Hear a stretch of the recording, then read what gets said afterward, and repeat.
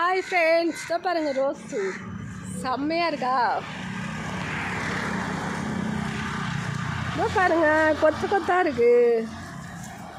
செம்ம ரோஸு பூத்துருக்கு.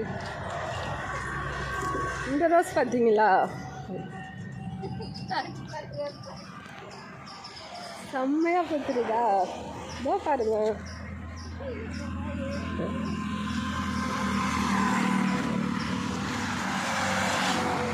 ஆனால் இது எங்கள் வீடு இல்லை.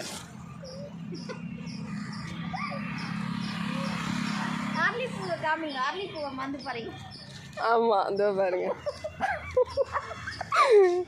இது வந்து நான் போய் அரளி, இது வந்து புளிச்சக்கீரை, இது வந்து கிழங்கு செடி.